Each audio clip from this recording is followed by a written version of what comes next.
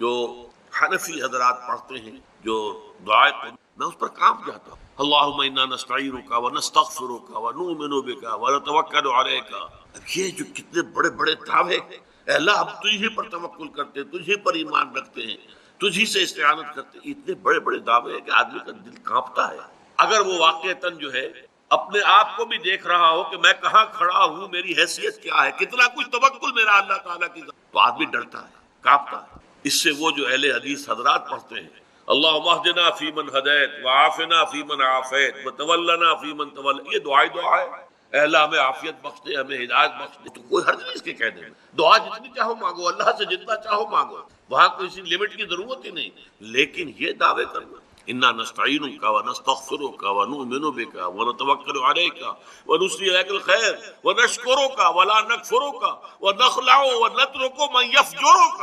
کتنا بڑا دعویٰ ہے. جو بھی تیری نافرمانی کرتا ہے ہم اس سے تعلق منقطع کر لیتے ہیں. کتنے لوگ ہیں جو تعلق منقطع کرتے ہیں. ہماری دوستیاں جو کی تو رہتی، ہماری محبتیں جو کی تو رہتی، ہماری مجلس آرائیاں جو کی تو رہتی. فساق بھی ہیں، فجار بھی ہیں، اللہ کے احکام کو توڑنے والے بھی. نخلع ونترک من یفجرک، اے اللہ ہم چھوڑ دیتے ہیں، قطع تعلق کر لیتے ہیں ان سب سے جو تیرے احکام کی نافرمانی کرتے. کون ہے جو آج اس کے اوپر پورا اترا؟ بالکل وہی بات یہاں ہے. ایاک نعبد و ایاک نستعین.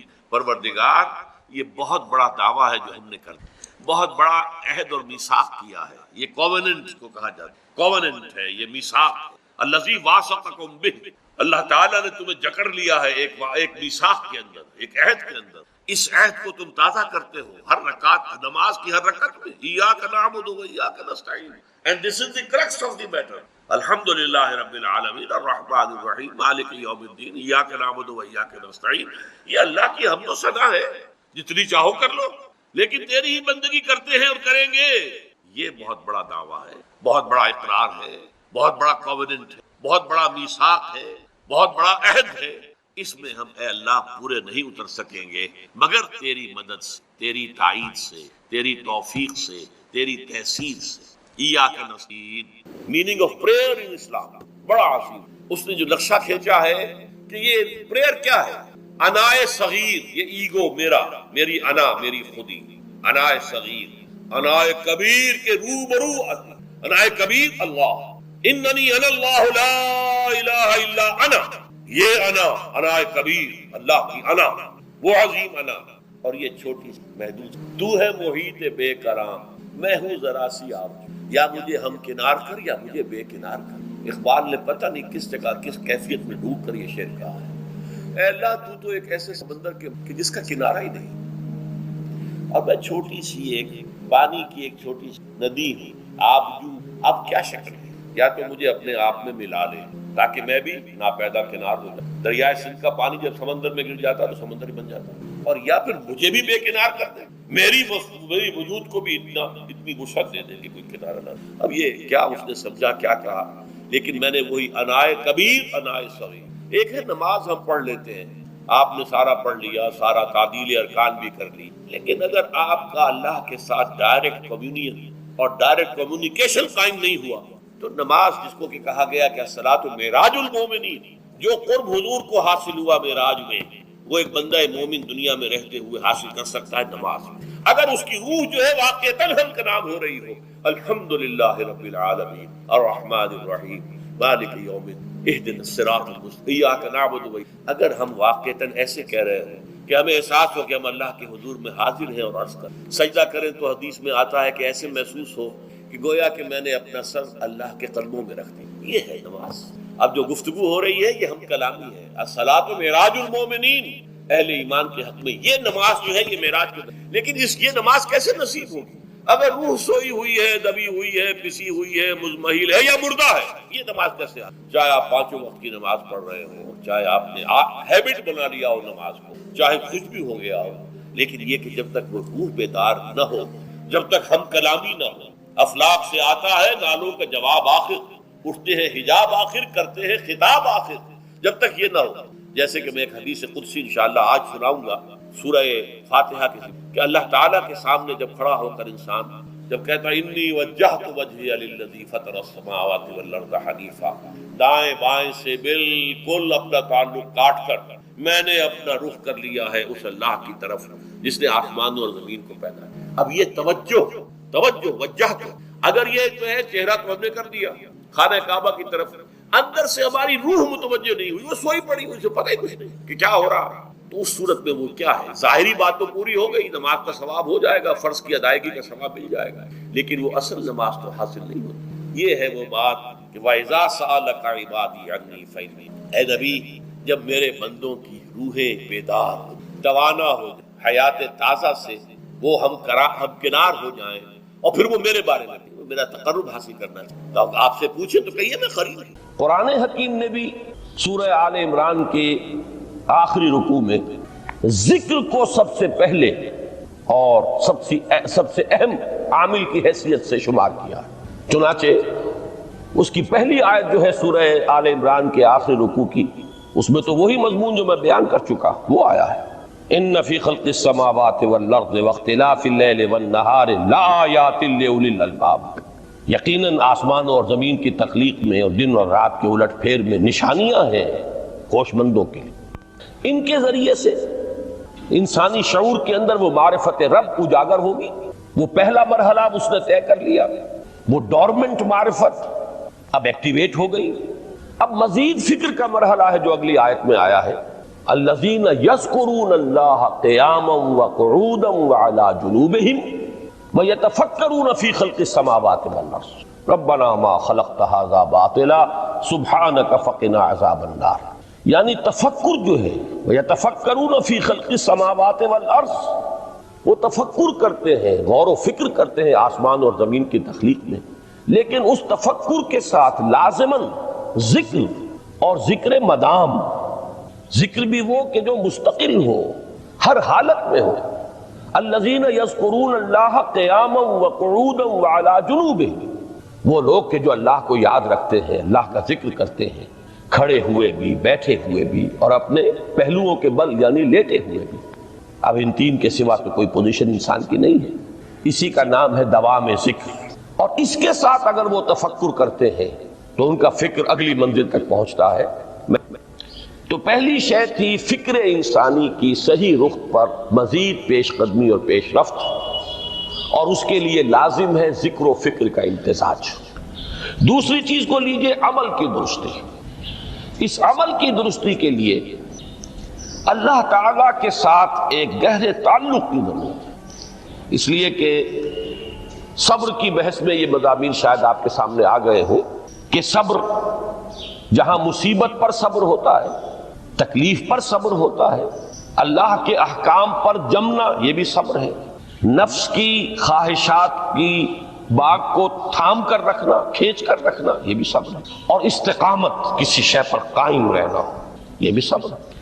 تو عمل صحیح پر استقامت کے لیے وَاصْبِرْ وَمَا صَبْرُكَ إِلَّا بِاللَّهِ، اس صبر کی سب سے اہم جو بنیاد ہے، اس کا جو سب سے بڑا ذریعہ ہے، اس کا جو سب سے بڑا سہارا ہے، وَمَا صَبْرُكَ إِلَّا بِاللَّهِ، اس کے لیے ضرورت ہے ایک گہرے تعلق کی کہ اللہ کے ساتھ ایک ایسا تعلق برقرار رہے جو نہ صرف گہرا ہو بلکہ دائم و قائم، مسلسل۔ ذرا ذہول ہوگا تعلق مع اللہ میں، ذرا کمی آئے گی، شیطان کا وار کاری ہو جائے گا۔ اسی کو حضور نے حدیث میں یوں تعبیر کیا ہے تمثیلاً کہ جو دل اللہ کی یاد سے غافل ہے، اس پر فارسی کا وہ مقولہ بھی ہے کہ خانہ خالی را دیو میں گیرت، گھر خالی رہے تو جنات اس پر دیو جو ہے آ کر قبضہ جما لیتے ہیں۔ تو خانہ قلب جو ہے اگر یاد خدا بندی سے خالی ہو گیا تو شیطان ابلیس لعین اپنی تھوتنی ٹکا دیتا ہے۔ یہ لفظ آتا ہے سور کے منہ کے لیے تھوتنی، جس طرح اس کا نکلا ہوا سا منہ ہوتا ہے آگے، تو یہ لفظ استعمال کیا گیا کہ وہ اپنی تھوتنی انسان کے دل پر جما کر اور پھوکے مارنی شروع کر دیتا ہے۔ تو شیطان کو موقع ہی تب ملتا ہے جب انسان کے تعلق مع اللہ کے اندر کمی ہو، وہ خانہ بالکل خالی ہو گیا ہو یا اتنا ضعیف ہو گیا ہو کہ کل عدم ہو جائے، گویا کہ نہیں۔ تیسری چیز کی طرف آئیے، روحانی ترقی۔ روحانی ترقی کے لیے میں ایک اصطلاح کے سامنے لا رہا ہوں، اس سے مراد کیا ہے؟ روحانی ترقی کے لیے ہماری دینی اصطلاح ہے تقرب الی اللہ، اللہ سے قریب تر ہوتے چلے جانا۔ اس پر میرا ایک کتابچہ بھی ہے، تقرب الی اللہ کے 2 مدارج، 2 درجے، جو در حقیقت ایک حدیث نبوی علیہ الصلوۃ والسلام ہی پر مبنی ہے کہ حضور نے ایک درجہ قرار دیا ہے تقرب بالفرائض، فرائض کے ذریعے سے انسان اللہ کا قرب حاصل کرے۔ ایک ہے تقرب بالنوافل، نوافل کے ذریعے سے اللہ کا قرب حاصل کرے۔ ان میں کیا نسبت و تناسب ہے، اہمیت کے اعتبار سے کون بڑھ کر ہے، بلندی کے اعتبار سے کون بڑھ کر ہے، یہ تمام مسائل میں نے اپنی اس تقریر میں بیان کیے تھے جو اس کتابچے میں شائع ہوئی ہے۔ اس وقت میں اس کی تفصیل میں نہیں جا رہا، صرف یہ تذکرہ اس لیے کر رہا ہوں کہ جن کو بھی خواہش ہو جائے وہ اس کا مطالعہ کرے۔ ہماری اس وقت کی گفتگو سے وہ کتابچہ اس جگہ پر منسلک ہوگا۔ تو تقرب الی اللہ، یہ تقرب کوئی فزیکل فینومینن نہیں ہے، جسمانی یا مادی مسئلہ نہیں ہے۔ اللہ سے قرب یہ نہیں ہے کہ کوئی کروڑوں میل کا فاصلہ ہے، اب ہمیں کوئی رسی پر چڑھنا ہے اوپر بڑی محنت اور مشقت سے، فصل تو ہے ہی نہیں، فاصلہ ہے ہی نہیں، بعد ہے ہی نہیں۔ نحن اقرب الیہ من حبل الورید، ہم تو انسان سے اس کی شہرگ سے بھی زیادہ قریب ہیں۔ ہوا معکم اینما کنتم، وہ تو تمہارے ساتھ ہی ہوتا ہے جہاں کہیں بھی تم ہو، بس صرف یہ کہ تمہاری توجہ نہیں ہوتی، تم اور چیزوں میں مشغول و مصروف رہتے ہو، تم ہماری طرف دھیان ہی نہیں دیتے، تم ہماری طرف متوجہ ہی نہیں ہوتے۔ ہم تو مائل بے کرم ہے، کوئی سائل ہی نہیں، راہ دکھلائیں کسے رہنم منزل ہی نہیں۔ انسان جب متوجہ ہو جاتا ہے اور بڑھتا ہے، آگے پیش قدمی کرتا ہے روحانی اعتبار سے، تو یہ ہے در حقیقت تقرب الی اللہ، اور اسی کو ہم کہیں گے روحانی ترقی۔ اب ان 3 چیزوں کو اگر آپ نے ذہن میں جما لیا، پھر میری بات کی ترتیب اس کو ذہن میں قائم کیجئے۔ ہم چلے کہاں سے کہ دین کے ساتھ اصل مناسبت فلسفے کی نہیں، حکمت کی۔ نمبر 2، حکمت قرآنی کا پہلا اور اہم ترین اور بنیادی مسئلہ معرفت رب کا حصول ہے۔ اس کا نتیجہ شکر خدا بندی، اس کا ذریعہ آیات آفاقی، آیات انفسی، اور سب سے بڑھ کر آیات قرآنیہ ہیں جو الذکر ہے، جو تذکرہ ہے، جو ذکرہ ہے۔ لیکن اس پہلے مرحلے کو اگر کوئی انسان بفضل ہی تعالی، اللہ کے فضل و کرم سے طے کر لے، اب اس کے سامنے 3 مسئلے ہیں۔ فکر کی مزید پیش رفت، مزید پیش قدمی صحیح رخ پر، اس کے لیے ذکر اور فکر دونوں کا امتزاج لازمی ہے۔ فقر قرآن اختلاط ذکر و فکر۔ الذین یذکرون اللہ قیاما وقعودا وعلی جنوبہم ویتفکرون فی خلق السماوات والارض۔ دوسری شے عمل کا درست رہنا، نہ افراط و تفریط ہو، عدم توازن ہو، نہ انسان نفس سے مغلوب ہو جائے، نہ انسان جذبات کی رو میں اندھا ہو جائے، نہ انسان ماحول سے مرعوب ہو کر متاثر ہو جائے، صحیح رخ پر اس کا عمل۔ نمبر 3، روحانی ترقی، جو اصل حاصل ہے، جو اصل مقصود ہے۔ نمبر 2 چیز کے لیے تعلق مع اللہ ضروری، نمبر 3 کے لیے تقرب الی اللہ۔ اب غور کیجئے، ان تینوں چیزوں کا بڑا گہرا تعلق ہے نماز کے ساتھ۔ ان تینوں کے لیے ستون کی حیثیت نماز کو ہے، لہذا ایمان کے بعد یا معرفت رب کے بعد حکمت دین کا اہم ترین مسئلہ نماز، صلاۃ۔ اس لیے کہ ایک طرف یہ انسان کو اللہ کے ساتھ ایک گہرے تعلق کا ذریعہ فراہم کرتی ہے، اپنے تمام مصروفیات میں سے، ان مشغولیتوں میں جن میں گم ہونے کا خدشہ ہوتا ہے، نکلو۔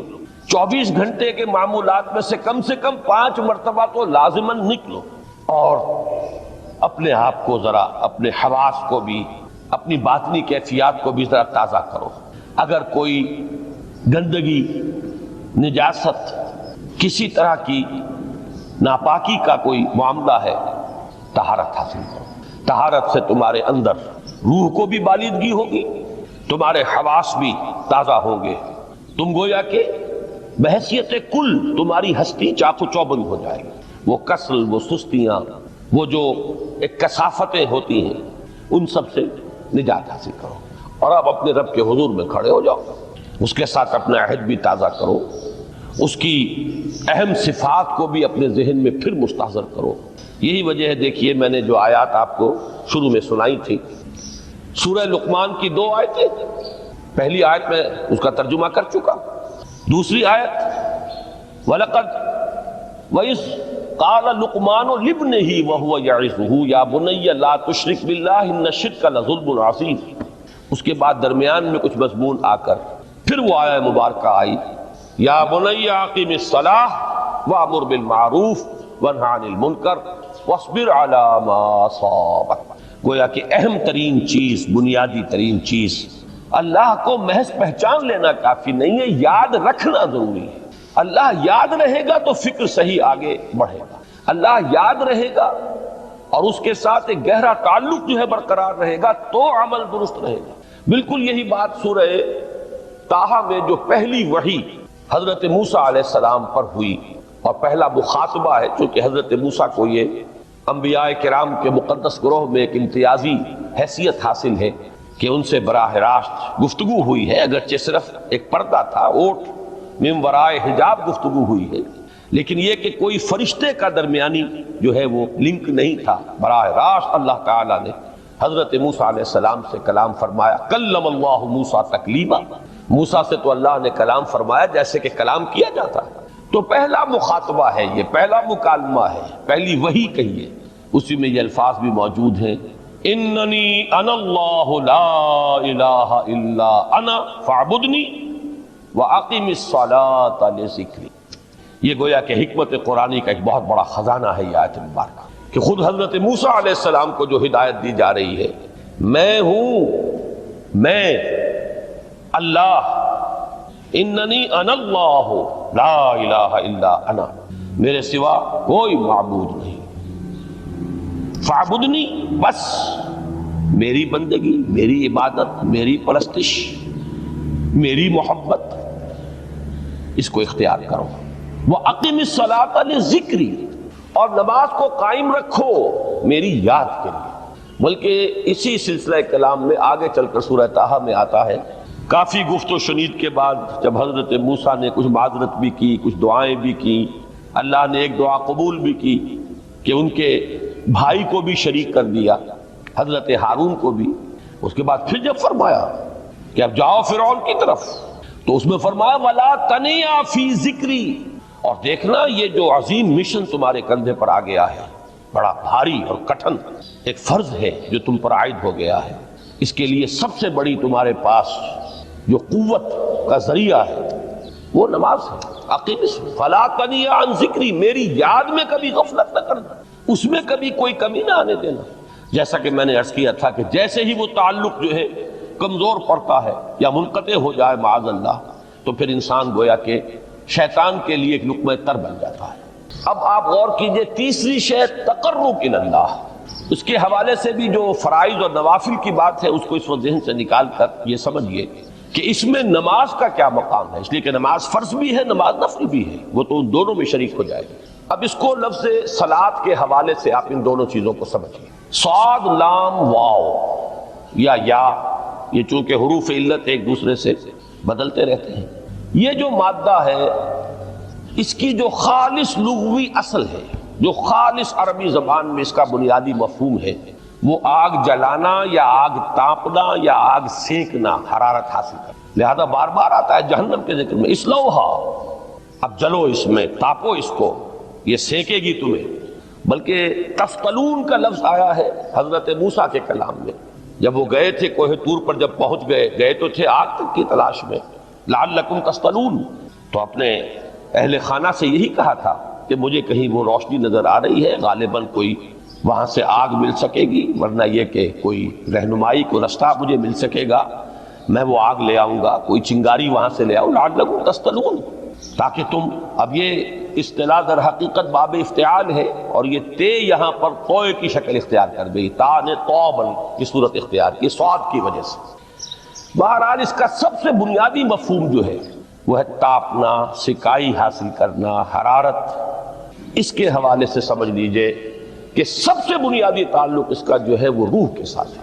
روح میں محبت خداوندی کی آگ اگر ٹھنڈی پڑ گئی ہو، اگر محبت خداوندی کی حرارت میں کمی ہو رہی ہو، تو اس کو اثر نو، جس کو کہ میں آج سوچ رہا تھا تو ایک لفظ ذہن میں آیا کہ جیسے بیٹری، اس کو ریچارج کیا جاتا ہے، اسی طریقے سے روح کے اندر محبت خداوندی کی اس حرارت کو اثر نو تازہ کرنا، یہ ہے در حقیقت نماز کا اصل مقصد۔ اس لیے کہ اس لفظ کا بنیادی مفہوم، اصل لغوی مفہوم تو یہ، اگرچہ اس کا سب سے زیادہ کثرت سے جو استعمال ہوتا ہے، اور لفظ صلاۃ جس سے در حقیقت جس تصور پر مبنی ہے وہ ہے اقدام، کسی کی طرف متوجہ ہونا اور پھر دعا۔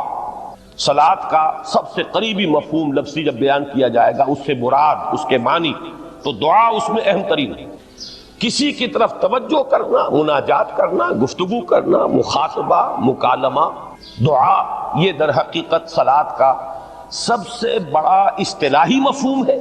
لیکن جو اس کا مادہ ہے، صاد لام واو یا صاد لام یا، اس کا اصل مفہوم جو ہے وہ تاپنا، حرارت حاصل کرنا۔ تو ان دونوں کے حوالے سے عرض کر رہا ہوں، وہ تاپنا اور حرارت حاصل کرنا وہ ہے روح کے اعتبار سے۔ وہ جو کہا اقبال نے کہ بجھی عشق کی آگ اندھیر ہے، مسلمان نہیں راہ کا ڈھیر ہے۔ یہ عشق کی آگ جب بجھ جاتی ہے، در حقیقت یہی تو انسان کی روحانی موت ہے۔ جب یہ نہ رہے تو چاہے منطق میں بہت انسان ماہر ہو، مجھے اقبال کا ایک شعر یاد آیا، تقابل کرتے ہوئے ایک انسان محکوم اور ایک انسان حر، آزاد انسان، ان کی نفسیات میں جو بنیادی فرق علامہ اقبال نے مختلف مواقع پر بیان کیے ہیں۔ محکوم ہے بیگانہ اخلاص و مروت، ہر چند کے منطق کی دلیلوں میں ہے چالاک۔ تو منطق کی دلیلوں میں انسان چالاک ہو جائے اور وہ لغت ہائے حجازی کا وہ ایک خزانہ بن جائے، اسے تمام الفاظ کے معنی یاد ہو، وہ بڑے مسائل فقہ کے اسے ازبر ہو، جزیات، بے انتہا جزیات جو ہیں وہ مستحضر ہو، فلسفے کے بڑے بڑے مسئلے اس نے حل کر لیے ہوں، لیکن اگر روح میں وہ اللہ کی محبت کی آگ نہیں ہے، وہ تپش نہیں، بجھی عشق کی آگ اندھیر ہے، مسلمان نہیں راہ کا ڈھیر۔ اسی کے حوالے سے آج مجھے یاد آیا تھا کہ وہ جو بڑی سادہ سی ایک نظم ہے، اللہ تعالیٰ سے دعا یا رب دل مسلم کو وہ زندہ تمنا دے، اس میں بھی جو الفاظ آئے ہیں، جو روح کو گرما دے اور قلب کو تڑپا دے، یہ ہے اصل جو مقصود ہے نماز کا۔ اور یہی وہ چیز ہے جیسا کہ میں نے عرض کیا تھا کہ نگاہوں سے اوجھل، یہ پہلو سامنے ہے ہی نہیں، دوسرا پہلو سامنے ہے اور وہ بھی میرے نزدیک بہت اہم ہے، بہت بنیادی ہے، اس میں کوئی شک نہیں، لیکن یہ ہے بلند ترین منزل کہ تقرب الی اللہ، اس کے لیے در حقیقت یہ کس لیے درکار ہے؟ روح کے اندر عشق کی حرارت اور گرمی تازہ ہوتا ہے۔ بسا اوقات یہ اندر دب جاتی ہے، جیسے انگارہ ہوتا ہے آگ کا، اس کے اوپر خاک اور راکھ آ جاتی ہے، اندر کچھ ہوتی ہے۔ آگ دبی ہوئی سمجھ، آگ بجھی ہوئی نہ جان، اس دبی ہوئی آگ کو پھر ایک شعلہ بنانا، پھر اس کے اندر ایک حیات تازہ پیدا کرنا، یہ ہے نماز کا اہم ترین اور بلند ترین مقصد۔ لیکن اس کے ساتھ ہی اس نماز میں ذکر ہونا، اس کا یہ ذکر ہے، اور ذکر کی جب میں فہرست بیان کیا کرتا ہوں بہت سے حضرات کے سامنے ہوگا کہ ذکر کا در حقیقت مفہوم ہے استحضار اللہ فی القلب۔ ہمارے ہاں غلطی سے جو ذرائع ذکر ہے انہیں ذکر قرار دے دیا گیا ہے۔ نماز ذکر نہیں ہے، نماز ذکر کا ذریعہ ہے۔ اقیم الصلاۃ لذکری، نماز قائم کرو میرے ذکر کے لیے۔ یہ اللہ اللہ کہنا یا ادعیۂ معصورہ جو حضور صلی اللہ علیہ وسلم کی مسنون دعائیں ہیں، انہیں اپنے تمام معمولات دنیاوی کے ساتھ ساتھ ان دعاؤں کو بھی انسان پڑھتا رہے، اللہ سے دعا کرتا رہے، یہ تمام ذرائع ذکر ہیں۔ سبحان اللہ الحمدللہ الحمدللہ، اس کا آپ ورد کیجئے، یہ بھی ذریعہ ذکر ہے۔ حقیقت میں ذکر ہے استحضار اللہ فی القلب، اللہ کو دل میں لے آنا، اللہ کو دل میں حاضر کر لینا، اصل میں تو ترجمہ ہوگا لیکن حاضر جاننا، یہ کیفیت جو ہے انسان کو حاصل ہو جائے۔ اب اس کے حوالے سے ذرا بات سمجھیے کہ ایک تو میں عرض کر چکا ہوں مجسم ذکر تو قرآن ہے، لہذا ذکر کی فہرست جب آپ کریں گے ذرائع ذکر تو ان میں سب سے پہلے قرآن آئے گا، اس لیے کہ وہ ہماری حکمت کے پہلے مسئلے کو حل کر رہا ہے، بنیادی مسئلہ، اہم ترین مسئلہ۔ دوسرے نمبر پر ذکر جو ہے، اب اس کے لیے کچھ اصطلاحات جو میرے مختلف دروس میں شاید آپ کے سامنے بعد میں آئیں یا پہلی آ چکی ہوں، ان کے حوالے سے میری بات سمجھیے۔ ایک ذکر غیابی ہے، تھرڈ پرسن میں صیغہ غائب میں اللہ کی یاد کرنا، اللہ اکبر اللہ اکبر اللہ اکبر. ابھی اللہ اکبر جو ہے یہ جملہ اسمیہ خبریہ ہے، ایک حقیقت کی تکرار آپ کر رہے ہیں. اللہ سب سے بڑا ہے، اللہ سب سے بڑا ہے. سبحان اللہ سبحان اللہ سبحان اللہ. یہ در حقیقت ذکر غیابی ہے کہ آپ اس میں مخاطب نہیں ہے اللہ سے. ایک ذکر خطابی کہیں یا ذکر حضوری کہیں جس میں مکالمہ ہوتا، جس میں گفتگو ہوتی. تو نماز در حقیقت ذکر حضوری اور ذکر خطابی کی بلند ترین شکل ہے. اس لیے میں نے عرض کیا تھا کہ نماز کے لفظ یا صلاۃ کے لفظ یہ اصطلاحی معنی جو اکثر و بیشتر کیے جاتے ہیں وہ ہے دعا. اور دعا میں ہوتا کیا ہے؟ مکالمہ ہے، مخاطب، اے اللہ، اے میرے رب، اے پروردگار. پھر یہ کہ اس میں اقدام اور کسی کی طرف متوجہ ہونا. یہی وجہ ہے کہ افتتاح صلاۃ، نماز کو شروع کرنے کے لیے ایک تو وہ الفاظ جو قرآن مجید میں آئے ہیں، انی وجہت وجہی للذی فطر السماوات والارض حنیفا وما انا من المشرکین. یہ ہے توجہ کا ارتکاز، بشرطے کہ یہ صرف الفاظ ہی نہ نکل رہے ہوں، واقعتاً یہ تعبیر ہو اس وقت کی انسان کی نفسیاتی کیفیت کی، کہ شعوری طور پر وہ فیصلہ کرتا ہے کہ اب میں منقطع ہو رہا ہوں، ہر چہار طرف سے اپنی توجہ کو ہٹا کر، ہر مسئلے سے اپنے آپ کو خالی و ذہن کر کے، یعنی ظاہری اور باطنی دونوں اعتبار سے میں اپنی توجہ کا ارتکاز کر رہا ہوں اس ذات کی طرف جس نے آسمانوں اور زمین کو پیدا کیا، اور بالکل یکسو ہو کر رہا ہوں. انی وجہت وجہی للذی فطر السماوات والارض حنیفا وما انا من المشرکین. اور دوسری وہ جو دعا جس سے ہم افتتاح کرتے ہیں اپنی نماز کا، دیکھیں اس میں خطاب کا کس قدر اہتمام. وہاں سبحان اللہ نہیں ہے، سبحانک اللہم، پاک ہے تو اے رب ہمارے، وبحمدک وتبارک اسمک وتعالی جدک. اب آپ غور کر رہے ہیں، یہ ہے خاطب، براہ راست مخاطب ہونا ہو رہی ہے. تو سب سے پہلی بات تو یہ ہوئی کہ ذکر کی ایک شکل ہے ذکر غیابی، دوسری ذکر حضوری، اور ذکر حضوری یا ذکر خطابی کی بلند ترین منزل، بلند ترین اس کا ذریعہ نماز. اس کو ایک پہلو سے اور سمجھ لیجئے. سورہ فاتحہ جب پھر ہم پڑھتے ہیں جسے الصلاۃ کہا گیا ہے، جو لب لباب ہے، خلاصہ ہے، اس میں پھر تدریجاً غیاب سے حضور کی طرف پیش قدمی ہوتی ہے. الحمدللہ رب العالمین الرحمن الرحیم مالک یوم الدین. یہ ذکر غیابی ہے، اس میں ابھی خطاب نہیں آیا. یہ وہی جملہ اسمیہ ہے. کل تعریف اس اللہ کے لیے ہے جو تمام جہانوں کا پروردگار ہے، مالک ہے، جو رحمان ہے، رحیم ہے، جزا و سزا کے دن کا مختار و مالک ہے. اب یہ غیاب سے حضور کی طرف، ایاک نعبد و ایاک نستعین اہدنا الصراط المستقیم. یہ ہے وہ. اب پہلے ایک معاہدہ ہے، ایک اقرار ہے، اعتراف ہے، وعدہ ہے، اور پھر دعا ہے، استدعا ہے. کہ حضور نے فرمایا، یقول اللہ تعالی، اللہ یہ فرماتا ہے، اسی لیے اس کو حدیث قدسی کریں گے. قسمت الصلاۃ بینی و بین عبدی نصفین، میں نے نماز کو اپنے اور اپنے بندے کے مابین آدھا آدھا تقسیم کر دیا. اب یہاں تک تو جملہ ہے اللہ کا، یہ ہے حدیث قدسی. اب آگے جو ہے نریشن اس کی جو ہے حضور صلی اللہ علیہ وسلم کی جانب سے ہے، یعنی خبر دے رہے ہیں اللہ کی طرف سے ہی. ویسے تو تمام احادیث ہی گویا کہ ہم سمجھتے ہیں انسپائرڈ تو اللہ کی طرف سے ہی ہے، لیکن یہ کہ جہاں صراحت ہو کہ اللہ کہتا ہے وہ حدیث قدسی. تو یقول اللہ تعالی قسمت الصلاۃ بینی و بین عبدی نصفین، یہاں تک تو حدیث قدسی. اب دوسری عام حدیث ہے، اذا قال العبد الحمد للہ رب العالمین یقول اللہ تعالی حمدنی عبدی. جب بندہ کہتا ہے الحمدللہ رب العالمین، پروردگار کہتا ہے میرے بندے نے میری حمد کی. جب بندہ کہتا ہے الرحمن الرحیم، پروردگار فرماتا ہے ثنا علی عبدی، میرے بندے نے میری ثنا کی، بڑی تعریف کی. جب بندہ کہتا ہے مالک یوم الدین، اللہ فرماتا ہے مجدنی عبدی، میرے بندے نے میری بڑی بزرگی بیان کی ہے، تمجید کی ہے. پھر جب بندہ کہتا ہے ایاک نعبد و ایاک نستعین، اللہ فرماتا ہے ھذا ما بینی و بین عبدی ولعبدی ما سأل، یہ ہے میرے اور میرے بندے کے درمیان. یہ تو معاہدہ ہے نا، معاہدے میں تو دو فریق جکڑے جاتے ہیں، بند جاتے ہیں. یہ میرے اور میرے بندے کے درمیان ہے. اور میرے بندے نے جو طلب کیا میں نے دیا، اس لیے کہ اس میں طلب بھی تو ہے، ایاک نستعین، تیری مدد چاہتے ہیں، یہ طلب ہے، اسی کی شرح ہے جو اب آخری 3 آیتیں ہیں۔ پروردگار ہم تیری مدد چاہتے ہیں، پروردگار ہم تیری ہی بندگی کرتے ہیں اور کریں گے، اور تیری ہی مدد چاہتے ہیں، چاہیں گے۔ اگر حال میں اس کا ترجمہ کریں گے زمانہ حال کے اعتبار سے، اس لیے کہ فعل مضارع میں تو دونوں موجود ہیں، شامل ہیں، تو یہ ایک اعتراف ہے، اظہار حال ہے۔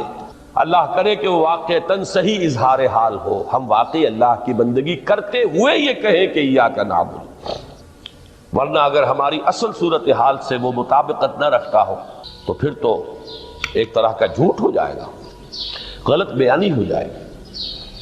ایاک نعبد، تیری ہی بندگی کرتے ہیں، اور مستقبل میں کیجئے، کریں گے، یہ ہے عہد۔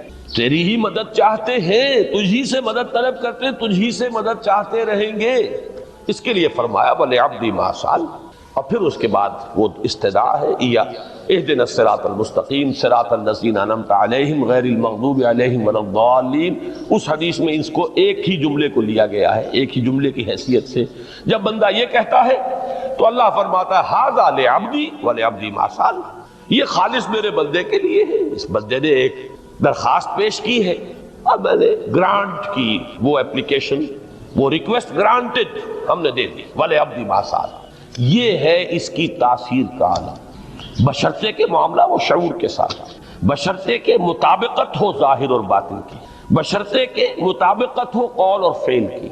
تو اس کا اتنا اونچا مقام ہے کہ ایک ایک جملہ ادھر ادا ہوا، ادھر اللہ کی طرف سے ریسپانس مل رہی ہے۔ افلاک سے آتا ہے نالوں کا جواب آخر، اٹھتے ہیں حجاب آخر، کرتے ہیں خطاب آخر۔ یہ عربی زبان میں عمل اور فعل یہ دونوں الفاظ مترادف ہیں، تفعلون یفعلون، تعملون یعملون، لیکن ان دونوں میں فرق ہے۔ فعل کوئی بھی فعل ہے جو آپ سے سرزد ہو گیا، چاہے ارادی طور پر چاہے غیر ارادی طور پر۔ عمل وہ ہے جو ارادے کے تحت کیا جائے، جس میں جد و جہد ہو، جس میں محنت ہو، جس میں مشقت ہو۔ تو فعل اور عمل کے درمیان زمین و آسمان کا۔ عمل محنت چاہتا ہے، جد و جہد چاہتا ہے، سعی چاہتا ہے۔ اور صالح سے مراد کیا ہے؟ باصلاحیت، جس میں گرو کرنے کی صلاحیت ہو، صالح۔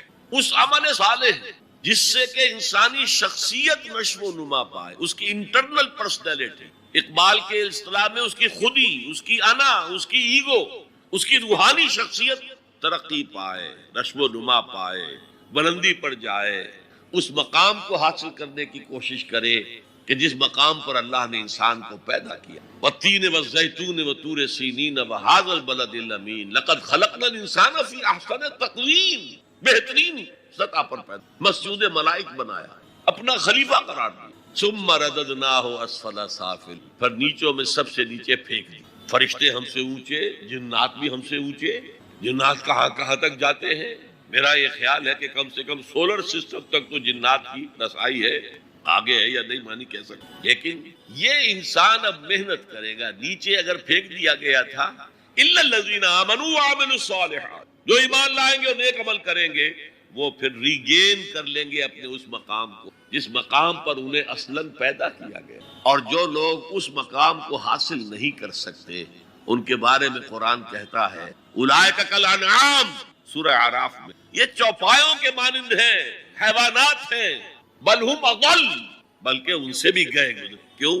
حیوان کو جس سطح پر پیدا کیا گیا اس پر اپنی زندگی گزار رہا ہے، اس سے اوپر کی کوئی صلاحیت دی ہی نہیں گئی۔ انسان کو لقد خلقنا الانسان فی احسن تقویم، اگر انسان حیوان کی سطح پر گر جائے جیسے کہ آج گر چکا ہے تو وہ حیوانات سے بدتر ہے۔ اولئک کالانعام بل ہم اضل، لہم قلوب لا یفقہون بہا، لہم اعین لا یبصرون، لہم آذان لا یسمعون بہا، ان کا دل ہے اس سے غور نہیں کرتے، آنکھیں ہیں ان سے دیکھتے نہیں، کان ہیں ان سے سنتے نہیں۔ کیا ابو جہل آنکھ سے نہیں دیکھتا تھا؟ کیا ابو جہل کان سے نہیں سنتا تھا؟ یہ وہ انر شخصیت ہے آپ کی، وہ روحانی شخصیت ہے آپ کی، جو دیکھتی ہے بغیر ان آنکھوں کے، جو سنتی ہے بغیر ان کانوں کے، جو غور و فکر کرتی ہے اس عقل سے نہیں بلکہ اس قلب سے۔ تو اللہ نے تو سب کچھ دیا تھا، ہر ایک نے وہ روح کی ہوئی، لیکن یہ لوگ اپنی روح سے بیگانہ ہو گئے ہیں، بھول گئے ہیں کہ ہمارے اندر کوئی ڈیوائن ایلیمنٹ بھی ہے۔ ڈیوائن سپارک، یہ لفظ جو ہے مغربی فلسفے میں استعمال ہوتا ہے۔ ڈیوائن سپارک، ایک شعلہ ملکوتی ہمارے اندر ہے، انہوں نے بھی دیکھا ہے، لیکن آج کا انسان خاص طور پر ڈارون کے نظریے کے پھیلاؤ کی، یہ نظریہ بایولوجی کے میدان کا نظریہ تھا اور بایولوجی کے میدان میں اسے تقریباً ریجیکٹ کیا جا چکا، لیکن سوشل سائنسز میں اس طرح پرمیٹ کر چکا ہے، سوشولوجی میں، سائیکالوجی میں اس طرح پرمیٹ کر گیا ہے کہ آج کا انسان اپنے آپ کو سوائے حیوان کے کچھ نہیں۔ یہ ہیومن ٹریجڈی سب سے اونچی ہے، وہ شرف جو اللہ نے عطا کیا تھا، وہ مقام اور مرتبہ جو اللہ نے عطا کیا تھا، اس سے انسان خود مستعفی ہو گیا۔ نتیجہ کیا نکلا ہے کہ جیسے ہم کہتے ہیں کہ گھوڑا اور گدھا، کیا فرق ہے؟ گھوڑا ذرا ریفائنڈ اینیمل ہے، تمکنت ہے اس میں، گدھا بیچارہ کورس اینیمل ہے، باقی فرق کیا ہے یہ بتائیں۔ اسی طرح انسان اور شمپینزی اور گوریلا میں کیا فرق ہے یہ بتائیں۔ عمل صالح جو ہے وہ اس لیے ہے، اور یہ بھی نوٹ کر لیجئے جب یہ صورت اتری تو عمل صالح سے کیا مراد تھا؟ شریعت تو ابھی نازل نہیں ہوئی، عمل صالح ایک ہی تھا، ایک ان الذین قالوا ربنا اللہ ثم استقاموا، جنہوں نے کہا ہمارا رب اللہ ہے پھر جم گئے، چاہے مارا جا رہا ہے، چاہے دہکتے ہوئے انگاروں پر لٹایا جا رہا ہے۔ خباب بن الارت رضی اللہ تعالی عنہ لوہار تھے پیشے کے اعتبار، بلایا گیا، حضور پر ایمان لے آئے تھے، انگارے زمین پر بچھا دیے، دہکتے ہوئے انگارے، کہا اتارو کرتا، اتار دیا، لیٹ جاؤ، لیٹ گئے انگاروں کی، اس لیے کہ حضور کا حکم یہ تھا چاہے تمہارے ٹکڑے کر دیں، چاہے تمہیں بھون دیں، تم نے کوئی جوابی کارروائی نہیں۔ کفو ایدیکم، اپنے ہاتھ بندے رکھو۔ قرآن میں تو یہ کہیں جا کر سورہ نساء میں حکم آیا ہے، تمہیں حکم تھا کہ اپنے ہاتھ روکے رکھو، مکے میں یہ حکم حضور نے، لہذا لیٹ گئے، پیٹھ کی کھال جلی، چربی پگھلی، اس سے وہ انگارے ٹھنڈے۔ ان الذین قالوا ربنا اللہ ثم استقاموا، پھر جم، یا صرف ایک عبادت دی گئی تھی، راتوں کو کھڑے رہا، یا ایھا المزمل قم اللیل الا نصفہ او انقص منہ او زد علیہ ورتل القرآن، اے کمبل میں لپٹ کر لیٹنے والے صلی اللہ علیہ وسلم، کھڑے رہا کرو رات کو سوائے تھوڑے سے حصے کے، نصفہ آدھی رات، اب انقص منہ قلیلا، یا اس میں سے کچھ کم کر لو تو ایک تہائی رات، اور زد علیہ، یا آدھی رات پر اور اضافہ کرو تو دو تہائی رات، اور قرآن پڑھتے رہو پڑھتے رہو پڑھتے رہو پڑھتے رہو۔ حالانکہ قرآن کتنا نازل ہوا تھا؟ کیا یہ 30 پارے موجود تھے؟ جو چند آیتیں اتری ہیں، repeat and repeat and repeat and repeat, hammer them down, یہ عبادت۔ باقی نہ ابھی 5 وقتہ نماز ہے، نہ روزہ ہے، کوئی شے نہیں، نہ سود حرام ہے، نہ شراب حرام ہے۔ تو عمل الصالحات اب ہمارے سامنے جب آئیں گے تو اس کے 2 حصے ہیں، ایک بیسک ہیومن موریلٹی، وہ چیزیں جو تمام ادیان، تمام مذاہب، تمام فلسفوں کے اندر مشترک ہیں۔ جھوٹ بولنا برا ہے، سچ بولنا اچھا ہے، وعدہ پورا کرنا اچھا ہے، وعدہ خلافی کرنا برا ہے، کسی کی ضرورت پوری کر دینا اچھا ہے اور کسی کو جھڑک دینا برا ہے، والدین کی خدمت کرنا اچھا ہے اور اس سے اعراض کرنا برا ہے، کون نہیں جانتا؟ یہ تو ہے بیسک موریلٹی جو مکی صورتوں میں شروع میں آئی ہے، بہت بہت تکرار کے ساتھ۔ ارأیت الذی یکذب بالدین فذلک الذی یدعو الیتیم ولا یحض علی طعام المسکین، کیا تم نے دیکھا اس شخص کو جو جزا و سزا کا منکر ہے، آخرت کا منکر ہے؟ وہی تو ہے جو یتیم کو دھکے دیتا ہے اور مساکین کو کھانا خود کھلانا تو درکنار، کسی اور کو بھی کہنے کو تیار نہیں ہے کہ کھانا کھلا، پتہ نہیں پلٹ کر وہ کہہ دے تم کیوں نہیں کھلا۔ ویل لکل ہمزۃ لمزہ، ہلاکت ہے ہر اس شخص کے لیے جو رو در رو عیب چینی کرتا ہے یا پیچھے برائی کرتا ہے، طنز کرتا ہے۔ ویل لکل ہمزۃ لمزہ الذی جمع مالا وعددہ، مال جمع کرتا ہے، گنتا رہتا ہے، اب میرا بیلنس شیٹ یہاں آ گیا ہے، اب بیلنس شیٹ یہاں آ گیا ہے، پہلے اتنے کروڑ کے ایسٹس تھے، آج اتنے کروڑ کے، اسی حساب کتاب میں بیسک ہیومن موریلٹی اور شریعت آئیں گے۔ اب وہ شریعت پوری ہو چکی محمد رسول اللہ صلی اللہ علیہ وسلم پر، اب ہمیں اس پر عمل کرنا ہے، اور یہ کوئی بوجھ نہیں ہے، یہ ہماری شخصیت کی نشو و نما کے لیے۔ میں ایک مثال دیا کرتا ہوں، آپ کسی پہاڑی اسٹیشن کی طرف جا رہے ہیں، گرما کا صدر مقام کوئی ہوتے ہیں پہاڑی، شملہ ہوتا تھا کبھی، تو آپ دیکھیں گے سڑک پر جاؤ بجا نشانات لگے ہوئے، یہاں سپیڈ کم کر لو ورنہ ٹرن ایسا آ رہا ہے کہ ہو سکتا ہے کہ سپیڈ کم نہ ہو تو تمہاری گاڑی جو ہے وہ سیدھی کھائی میں جائے۔ تو یہ جو کوشنز ہیں یہ اس کی بھلائی کے لیے ہے۔ آدمی کہے خامخواہ ہمارے اوپر پابندی لگا رکھی ہے، نہیں، تمہاری بھلائی کے، شریعت تمہاری بھلائی کے لیے ہے، تمہاری شخصیت کے صحیح نشو و نما کے لیے ہے، تاکہ تم اس مقام پر پہنچ جاؤ جس مقام پر کہ اللہ تعالیٰ نے تمہیں پیدا کیا۔ والتین والزیتون وطور سینین وہذا البلد الامین لقد خلقنا الانسان فی احسن